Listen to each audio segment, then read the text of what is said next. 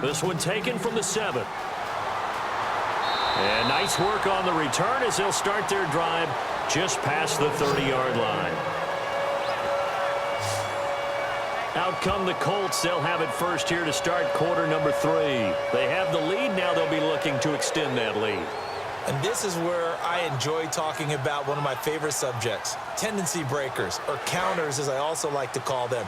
You've done things in a certain way in the first half, and they've had the ability to see what you've done. They're going to make their adjustments. So guess what? You adjust yourself and try and stay ahead of the pace because you are looking for some separation in this ball game. The adjustment to the adjustment. Without a doubt. Show them one thing, hit them with something else. Well, at least he was able to break that initial contact, or it could have been a loss. Yeah, give credit to the defensive player, though. What did he do? Made him slow down, slow up his feet, and allowed the rest of the guys to get there to finish him off. Back to throw now on 2nd and 10. He's got his tight end on the corner route. It's complete. And a nice gain of 21 yards. There are so many things to watch for when you play defense. And reading your keys, you always hear about that, and having your eyes in the right place. Sometimes your eyes can fool you. How about that play action there? And it sprang the big guy, didn't it? Able to dump it over the top to him.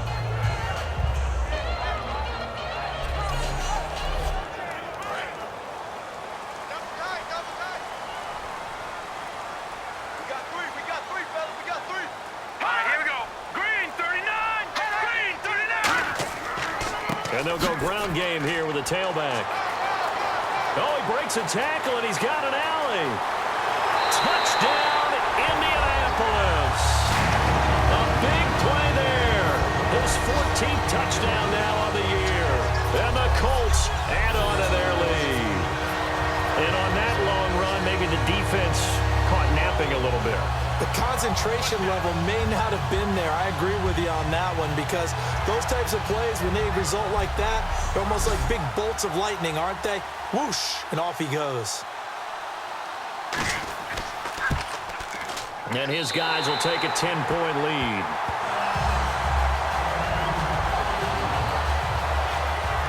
The drive there only spanning 3 plays, and it culminates in an Indianapolis touchdown.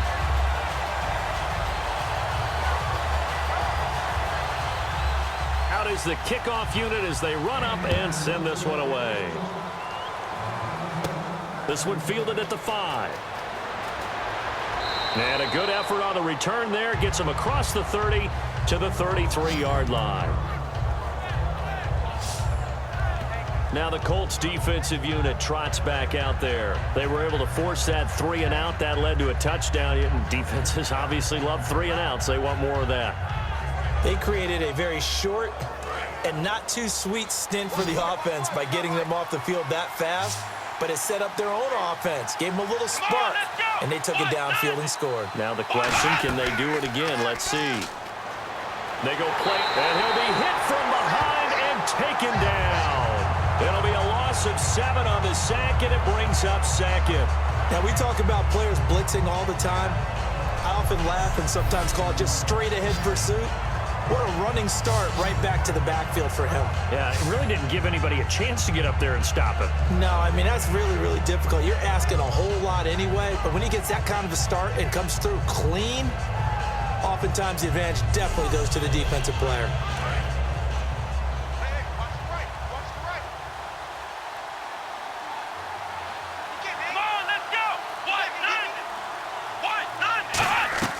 From the shotgun, he'll look to throw.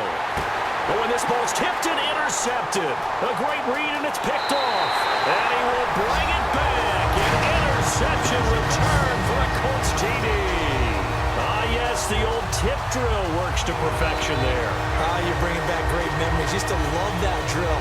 And a lot of times in practice, you work on it, not just one tip, but multiple tips, just in case the ball stays in the air for a while, to have an awareness and the ability to go up and grab it, and then you want to get some blocking support and end up in the opposite end zone. In that tip drill, what do you yell? For us, it was Oski. Okay, Oski was an interception. For different teams. Different teams have different ways of doing it. I've heard bingo, jackpot. The worst I ever heard, though, was Frankenstein. You don't want it to be a three-syllable word. Yeah. You want to get it right down and go. Oski is really the preferred word. Oski. And that'll make this a 3-score game as the lead moves to 17. So the defense creating some points, not only getting the interception, but then returning it to the end zone for the pick six.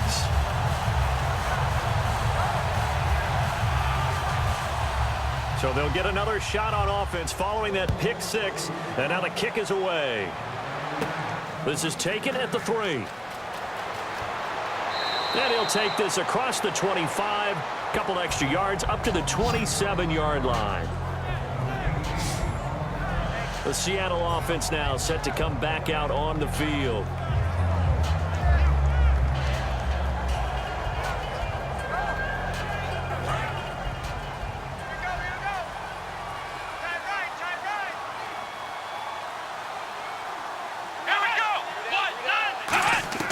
After the pick six, they go right back to the air. And he's got his man on the out route. And he's taken down, but not before he gets this into enemy territory across the 40. Coaches really don't care from what position they get this, but run after the catch ability, rack ability, is often the difference between winning and losing and changing field position. Fresh set of downs here.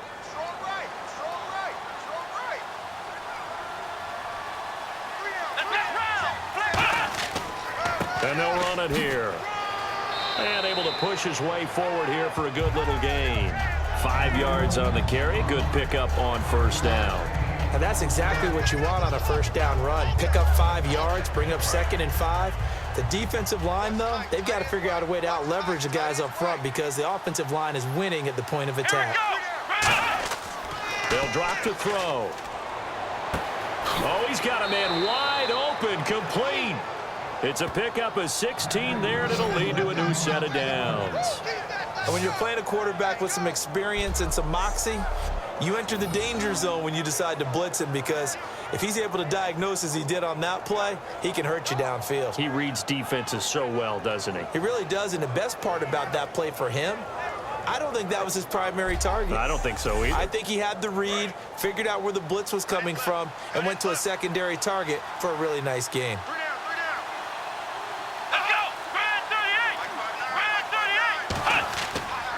And they'll try the ground game here with the running back. And they get to him quickly here as he stopped right around the 13. 2 yards on the pickup there. It'll be 2nd and 8. And he's back here in the struggle department in this one like he was a week ago. And, partner, I think you can pin some of this on that O-line. That room to run just not there. You mentioned last week that it felt like the offensive line was getting beaten to the punch by the guys across the ball. It was pretty evident, I thought. I mean, they walked the ball fast, penetrating, getting into the offensive backfield, really spilling a lot of runs before they got started. So I thought your observation was spot on then, and you're right there again this week.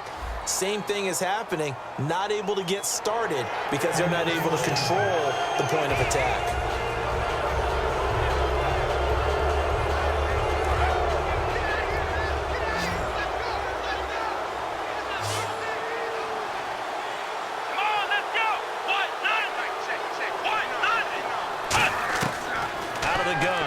To throw, surveying the field. He couldn't quite hold it. Got hit. Ball pops out, incomplete. We know it's not an easy job to go out and catch passes when people are trying to tackle you and knock the ball away. But the bottom line is, that's a pass he's got to have and a pass he should have caught.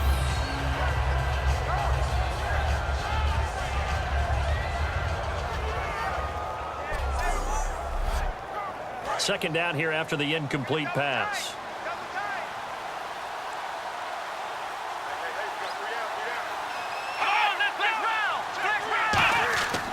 They'll give it to him right up the gut. And nothing doing. He's immediately taken down at the line of scrimmage. And they'll lose a yard that time, and that's going to lead to a 3rd down. With the struggles we're seeing up front for the offense today, they've got to think about changing up their play calling. Some screens, some draws, some quick-hitting plays in order to try and supplement the run game. You don't totally abandon it, but you try and give it a little bit of help. He'll look to throw. And probably the wise decision there. No one open. He just throws it away. And that keeps the field goal on the table as it's 4th down. So they'll turn to the kicker again. He's been a busy man thus far. This just a 24-yard attempt.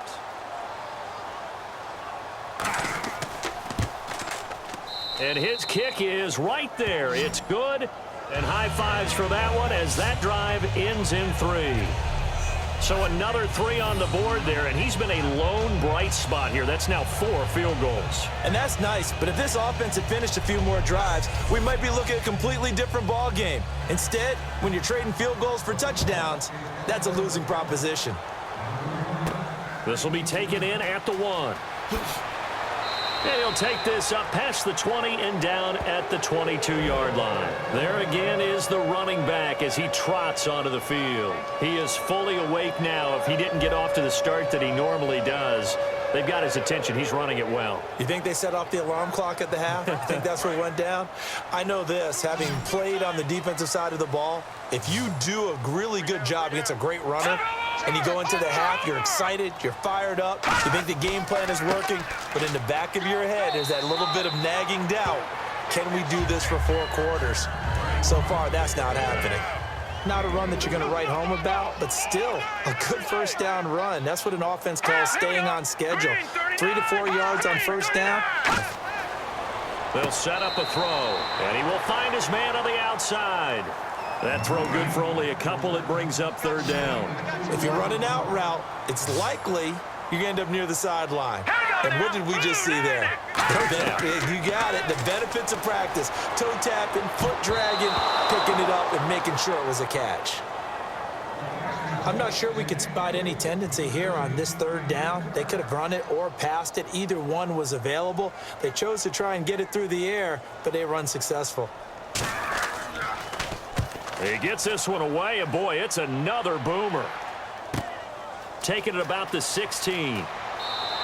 A nice job on the return there, 16 yards. And it'll be Seahawk football, 1st and 10. The Seattle offense now set to come back out on the field. And tough to win games if you're going field goal, field goal, field goal here. They got field goal last time. Now they'll be looking for a touchdown. They're looking for the big chunk now because, as you noted, the field goal way of doing it makes it that much harder and puts more pressure on every possession for you now. Go ahead and get 6 and feel a lot more comfortable about the position they're in. Bigger chunks. We'll see if they can get the score. 5 yards is the tally on first down. That brings up 2nd and 5. And there's a run to be happy with. Good, solid yardage. He'll take that anytime you hand the ball to a back.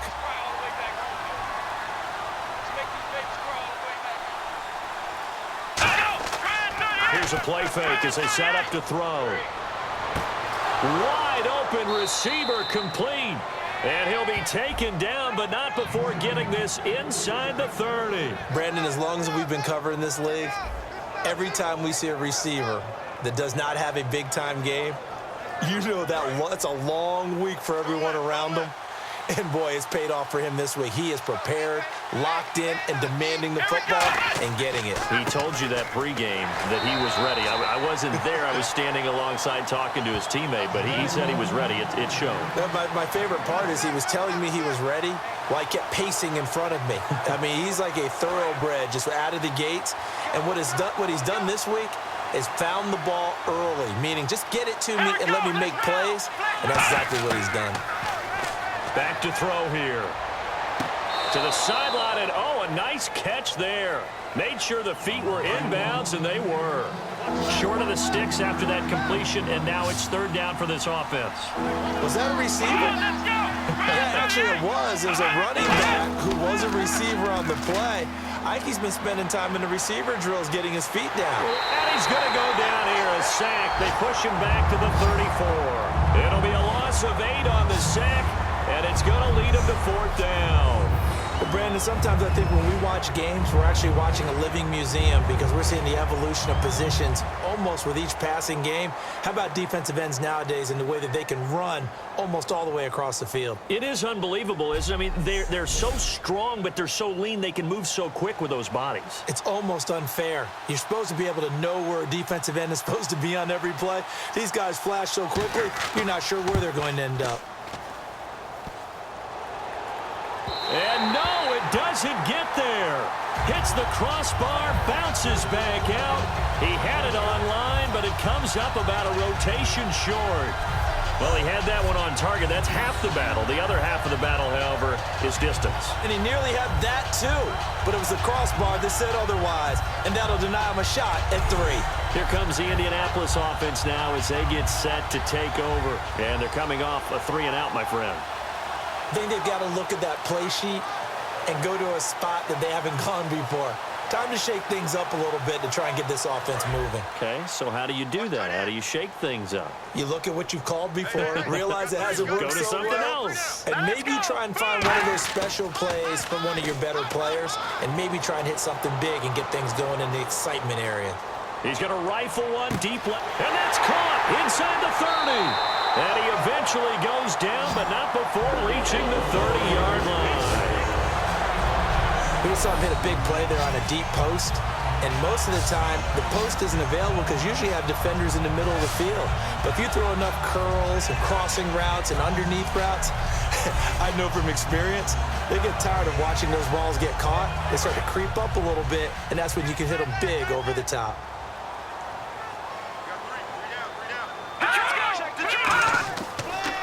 And on the ground they go with a running back. Looking for a cutback lane, but nothing there as he's met at the line of scrimmage. No gain, and it's 2nd down. Well, he didn't make headway on that one, but he's had plenty of carries all night long. I just wonder if maybe he's a little bit tired from toting the rock that much.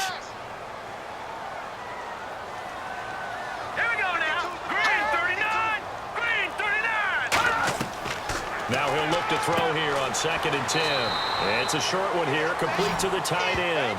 8 yards on the completion, but now they face 3rd down. There's a completion to the tight end, and I think that we're looking at something out of central casting, frankly. Absolutely. I mean, size, the hands. Speed, I mean, can flat out run. You put that whole package together, you light up the eyes of an offensive coordinator, don't you?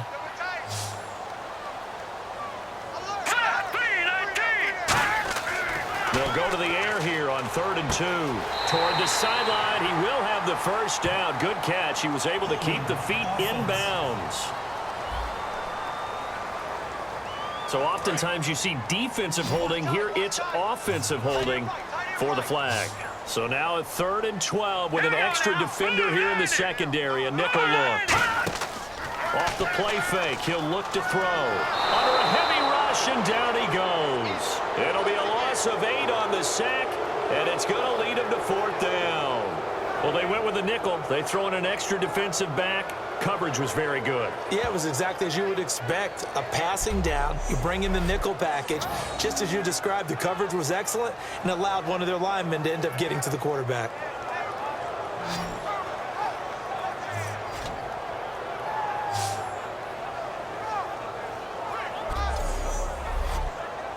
The Colts send out their punter as he'll come on to kick this one away.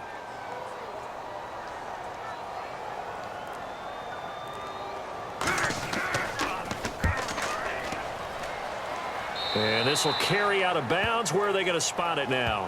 At about the 18-yard line, it looks like. And out now come the Seahawks. Last time out, they had that long 50-plus yard field goal that they missed. And I'm sure on their sideline, they're thinking to themselves, okay, do we still want to try one if we're in that position again? And I would dare say that the answer would be yes. They're going to have a lot of confidence in their kicker.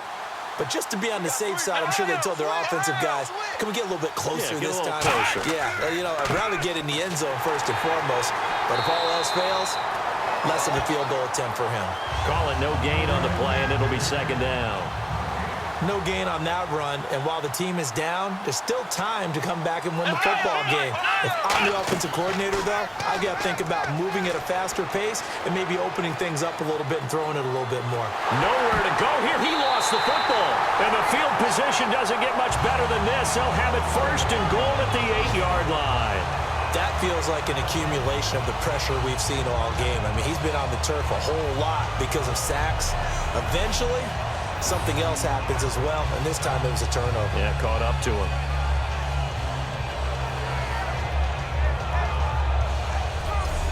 And now Indianapolis set to take the field. They're out in front. Last time they had to punt it away. We'll see if they can add to their lead now. They don't want to go out and punt it away again. This team now wants to get a cushion, put people away. They want to run their offense and have it end up in the end zone. First and goal from the 8, and they'll go on the ground. And this play doesn't go anywhere. Backwards, losing yardage to the 11. That's going to go as a loss of 2, and it'll be second down. I once had a defensive player in the NFL tell me, if I beat and dominate the guy across from me, I'm helping my team. Well, winning one-on-one battles is always a part of the game, but when you have good team defense, as we just saw there, one broken tackle, but he didn't get away because the rest of the guys arrived to put him on the ground. And a nice pick up there as he'll take it from the 10 down to the 5-yard line. In my book, that's running the ball well, but with intelligence. How about him keeping the clock moving, staying in bounds? Yeah, even though it's the third quarter, you're thinking ahead, aren't you? This is where your running game can really help you with a lead in the second half. I agree totally. It's not just end-of-the-half situations that you worry about the clock. It's throughout the game. And with a lead, stay in bounds. Make them fight harder to try and catch you. Back now here on EA Sports. It's the Colts. They've got control of the football. They also have the lead as we start the fourth. An extra defensive back on the field here for third and goal. Now they'll throw here out of the gun. A bullet throw, but incomplete.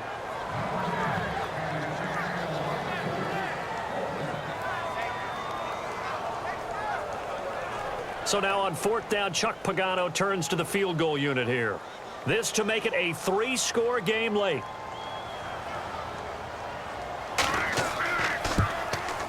And the 10-year vet knocks it through the goalpost, and that'll push the lead up to 17. And you figure with that, this game's pretty well out of reach. It would take a heck of a comeback at this point. Being 3 scores down, I think that's too much to ask with time winding down here in the fourth. Set now to kick this one away, and off it goes. This fielded at the 2.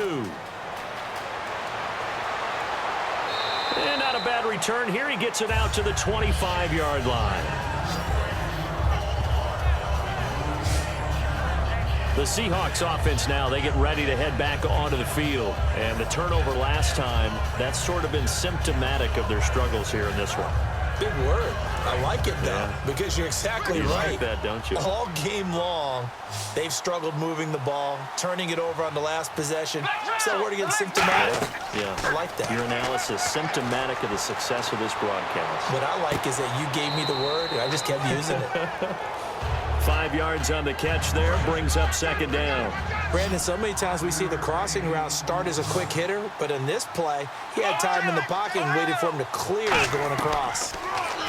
Looking to throw. And, boy, that one drops incomplete, but if he was hit a fraction sooner, it may have been a fumble. So a second down incompletion now brings up third down. And on third down, the Colts have added an extra defensive back. Flooding the passing lanes. Well, the pressure, the hits, the sacks have been coming at him all game long. I'm frankly surprised that they haven't found a solution yet to create more time for him to throw it or maybe change what they do on offense. Yeah, that's one of the biggest differences in this game and why they're losing right now. And this defense continues to give them fits. They just can't get really anything going on the ground, can they? I love the theme that you just brought up. This defense has been tough all game long against the run. We just saw another example of it there. It'll be a 51-yard punt that time. And the offense will come back onto the field for the 1st and 10. The Seattle defense getting set to go. And last time out, they gave up the chip shot field goal, but obviously could have been worse than that. I think they felt pretty good about only giving up 3. No doubt about it. Anytime an offense gets into the red zone, the thinking naturally for the defense is, okay, 3 points. We're going to give up 3 here, but let's make it no more than that. They met their goal. On the other side, though, the offense, they weren't very happy. No, because there's an opportunity. Once you get to the red zone, you're not thinking about kicking a field goal. You're thinking about how do you get it into the end zone, and when you don't, you walk off the field feeling a little bit of failure on that drive. Yeah, who will have the better feeling at the end of this drive? They'll run it now out of the gun. Oh, look at the juke. And he'll be tackled at about the 35. It's a 5-yard gain, but they'll still be a yard short here with third down now looming. And in this situation with the lead fourth quarter, they're liking keeping the ball on the ground, I'm sure. It's just smart football, but you know the defense has to know it as well. They've got to stop them here. So now we're going to see that loading the box in a big way. 6, 7, 8, 9, whatever it's going to take, puts a little bit more pressure on your big offensive line. Well, that last run makes this a 100-yard night. I've loved the way he's hit the holes. He's been quick, he's been decisive, and he's been a whole lot of fun to watch. Time running out here on the play clock. They'll run it now out of the gun. And he is going to lose yardage here. A loss of a full 3 yards, and now it's second down. From our vantage point, that was just one bad play by the offensive line in a series of really good ones tonight. But I know that they're going to be really ticked off. It's a lot like a baseball pitcher losing a no-hitter late in the game. Here we go now. Going to give this time to the tailback. And for one of the first times tonight, he's going to be held up at the line of scrimmage. No gain on that one, and it's going to bring up a third down. The fourth quarter here, they've got the lead. They want to keep it on the ground. That's what they're doing. Smart football. Keep the clock grinding. Keep it going. But you got to figure now they're going to see more people stacked up at the line of scrimmage as they try and bleed it out. And nowhere really to go there. He'll take this up just shy of midfield. 4 yards on the pickup there, but it's going to take him to fourth down. The Colts send out their punter as he's on to punt for the 4th time tonight.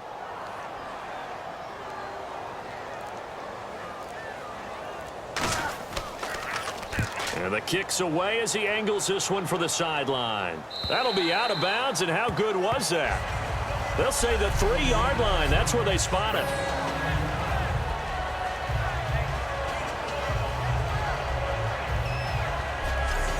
The Colts defense, they worked their way back onto the field. Their stay on the field last time was short-lived with a 3-and-out. See if they can get some more of that. And ordinarily, you want to be on the field playing, right? But 3-and-outs, that's almost gold to a defense. Get to the bench, get some rest, turn the ball over to your offense. We'll see what they can do here, see if they can force another 3-and-out. And they'll go with a ground attack here. And he'll find a little space. He gets us up near the 10. It's a 6-yard pickup, and it gets him to 2nd and 4. I think they're ahead of schedule now after that run. They might be bold with this 2nd down call after that type of a gain. And after the play on the ground, that brings up 2nd down here. Let's go. From the shotgun, he'll look to throw. He's got time. It's a short one here, complete to his tight end. And 5 yards on the play there as the drive will continue. I'm wondering if the same thing went through your mind as mine. When I see a big man like that make a catch, all I keep thinking to myself is, big man with football. Look out, everyone. He may not juke you a whole lot, right? He may not run past you because of his size. You're talking about a guy weighing in the 270 range. But, boy, once he gets his mitts on the ball, he's going to be tough to bring down. Here we go. Grand 38. On first down, he'll drop to throw. Looking middle, and it's incomplete.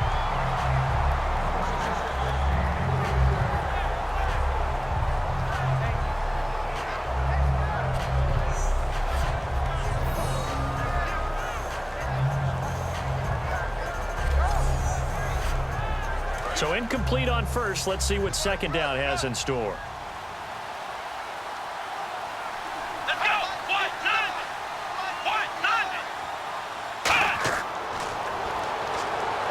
And he'll go out of bounds across the 35-yard line. That one goes for 24 yards. And with that last play, he's now up over that 300-yard mark. And in today's NFL, it almost feels routine. And I hate that when you talk about a 300-yard passing game. To me, 300 yards still signifies excellence, and he's achieved that in this performance. So after that big play, let's see if they can catch their defense maybe on their heels. Here we go. Now on first down, he'll drop to throw it. Finding time. Throwing for his running back, and he's got him complete. And he's able to get this one out closer to midfield across the 45. So many times you hear today's NFL described as a space game. Get your best players into space with the football in their hands. That's why sometimes you just swing it out to your runner, get him out in the flat, and let him have a chance to make people miss an open field.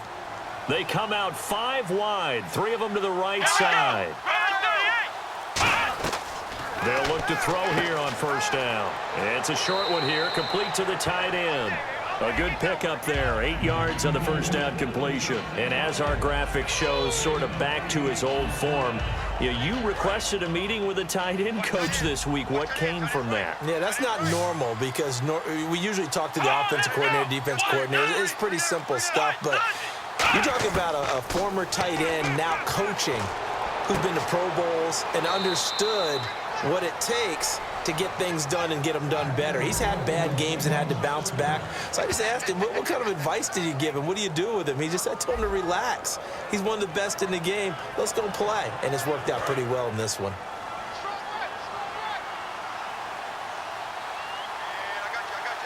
Movement there on the offensive line, a little quick, and a 5-yard penalty.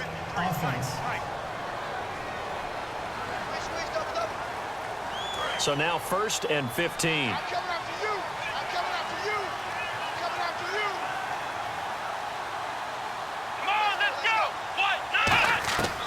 Back to throw again. He's got time in the pocket, and he will find his man on the end route, complete. And he's brought down. 16 yards to the 16 and a 1st down.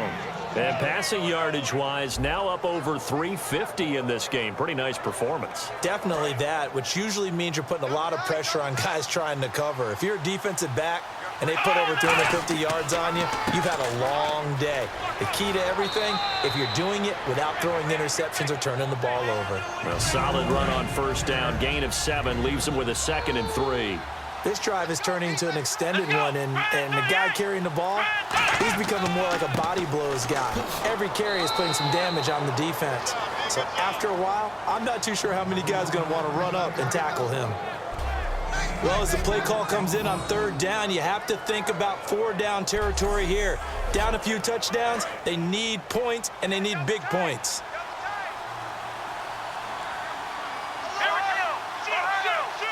First and goal from the 5. They'll run it now out of the gun. And he gets halfway home from the 4 down to the 2-yard line. Well, he did get a taste the previous week. He got into the end zone trying his best to get there in this game. So far, he's been denied. Long drive. The defense just cannot seem to catch a break and get off the field. Now we've got whistles and movement up front. I think this is against Seattle.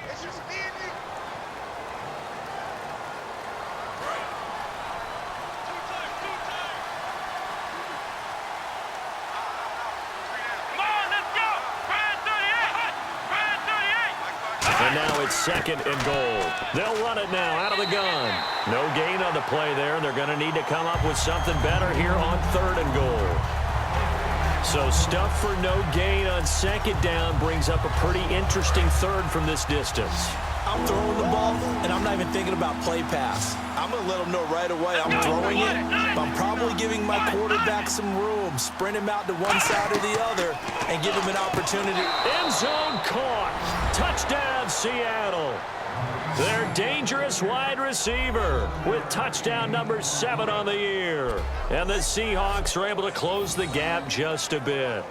Well, that's about as quick of a passing touchdown as you'll ever see right there. Everyone has a section in their playbook called the quick game.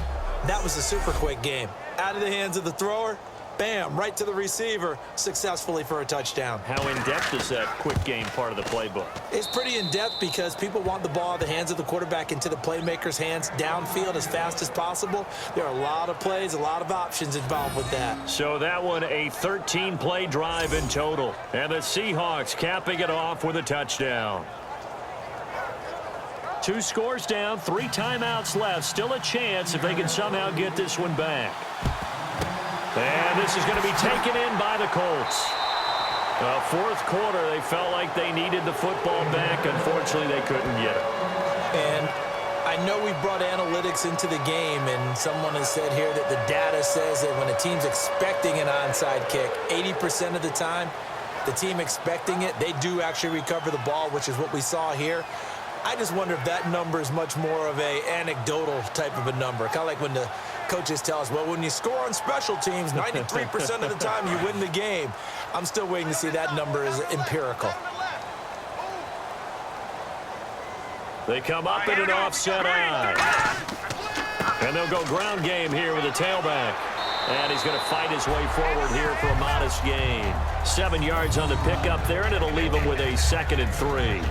I know that every now and then we get in those meetings with coaches, and you almost want to roll your eyes when they talk about staying on schedule when they're moving the football.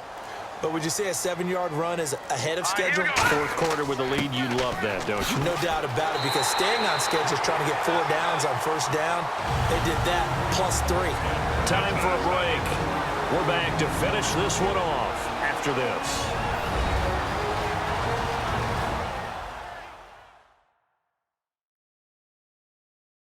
So the Colts in possession of the football as we get you reset. And they have just about put this one on ice as they've got it here, 1st and 10. Looks like the defense in press coverage here.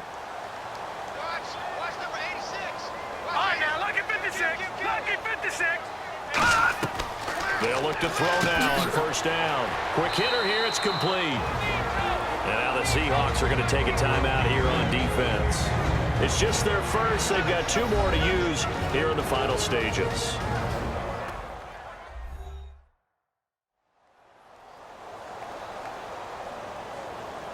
4 yards remaining now on 2nd down. 3 down, 3 down. All right, here we go. Blue 90. Blue 90. And they'll run it here. It'll be a pickup of a couple, and it leaves them with a 3rd and 3. And now the Seahawks are going to call another timeout. That'll leave them with just 1 remaining in this 4th quarter of play.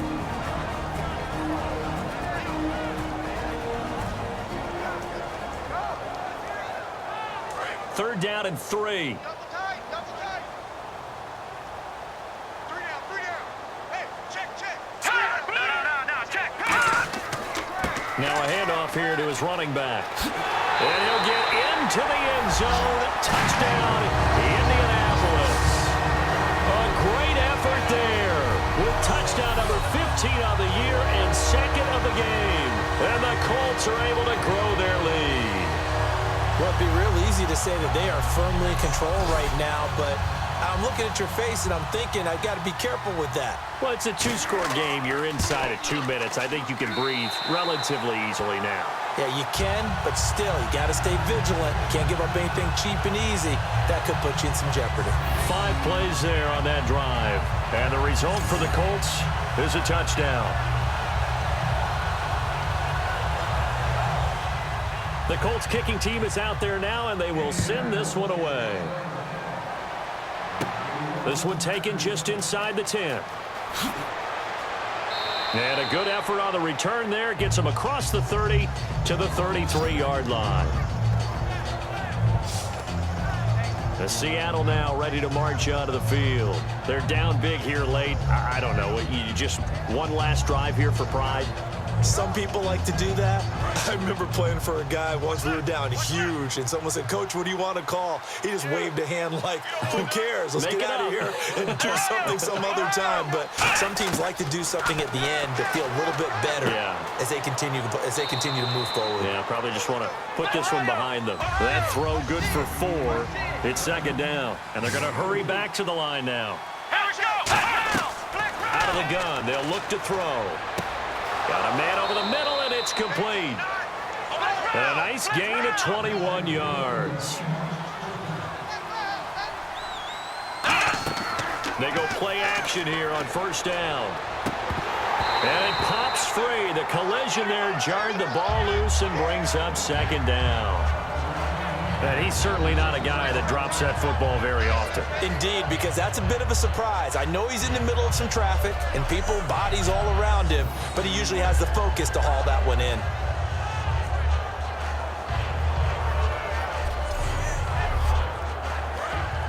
And on the outside, they're playing press coverage.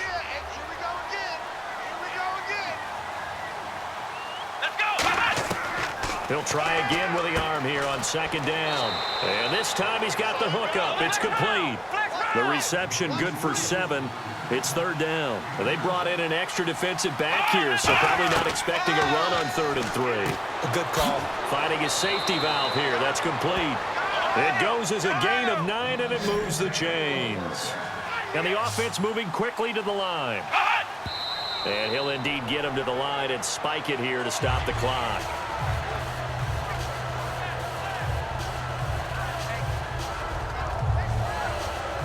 And here comes play number 6 on this drive.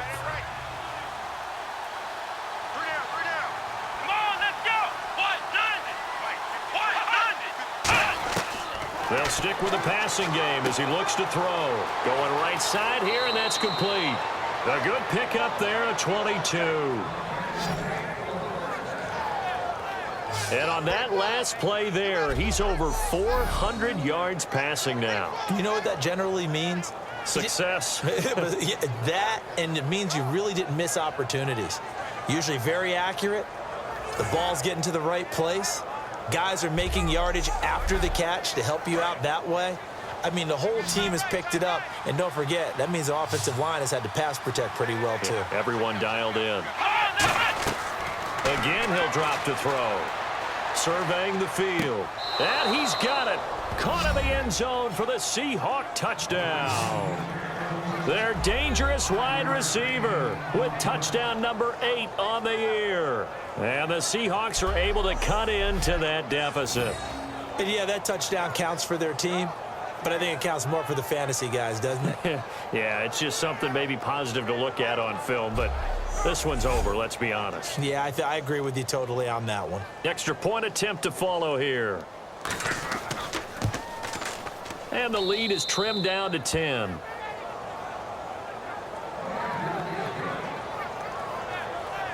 So that drive in total 8 plays. And it all culminates with a Seattle score.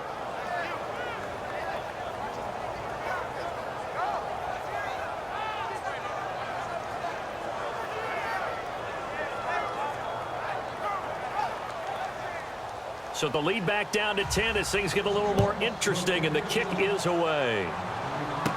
This will be fielded at the 6. And he'll take this one near the 25, call it the 26-yard line. Here comes the Colts offense now as they make their way onto the field.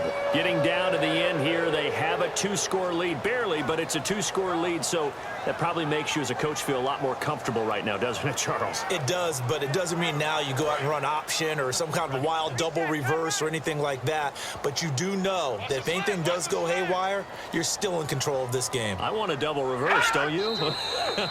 Now, hang on here. Timeout called by the defense. That'll be their 3rd and final stoppage here as we step aside.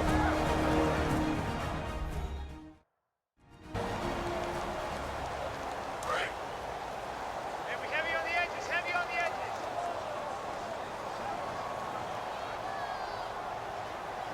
Hurry up, here we go. The Colts in victory formation now as they take the knee.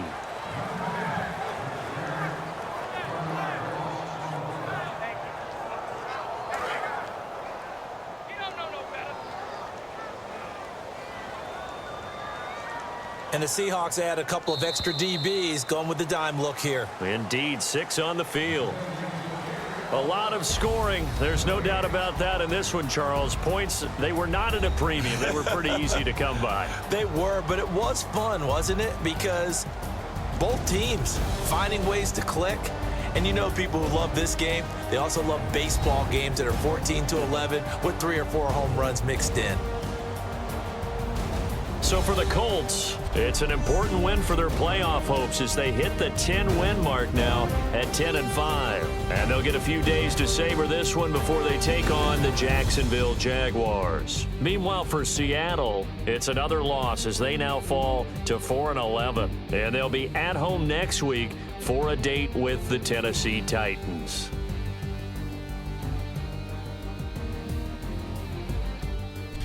So that'll do it for us. For Charles Davis and all our crew, I'm Brandon Gaudin. You've been watching the NFL on EA Sports. The Colts are winners as we say so long from Indianapolis.